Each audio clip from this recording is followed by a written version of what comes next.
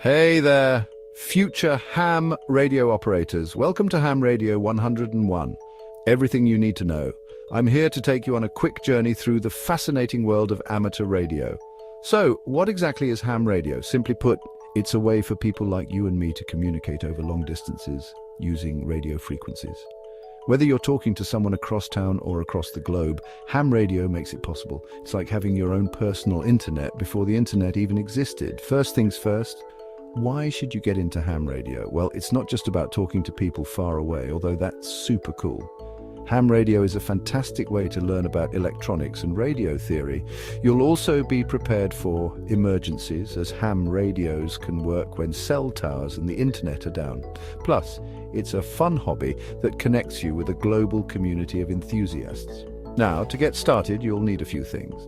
Number one, a ham radio license. Yep, you need a license to operate legally, but don't worry, getting one is easier than you might think.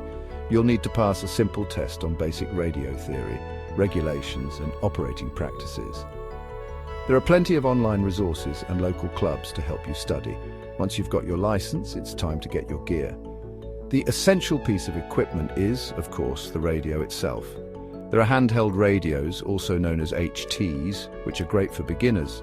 They're portable, easy to use, and relatively inexpensive. As you get more into the hobby, you might upgrade to a mobile or base station for more power and capabilities. Next up, you'll need an antenna. Don't underestimate the importance of a good antenna. It can significantly improve your signal quality and range. There are all sorts of antennas, from simple wire antennas to more complex multi-band ones. Do a bit of research to figure out what suits your needs and budget. Speaking of budget, ham radio can be as affordable or as expensive as you want it to be.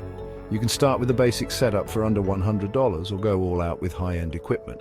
All right, you've got your license and your gear. Now, how do you actually make a contact? It's simpler than you might think. Tune your radio to a frequency, listen for a bit to make sure it's clear, and then simply call out your call sign and say you're calling CQ. That's ham lingo for inviting anyone listening to chat. You'll be surprised how quickly you'll get a response. And there you have it. That's the basics of getting started with ham radio. Remember, it's a hobby where there's always something new to learn. So get out there, make some contacts, and most importantly, have fun. Thanks for watching. And don't forget to hit that like button and subscribe for more videos on cool hobbies and tech. Catch you on the airwaves.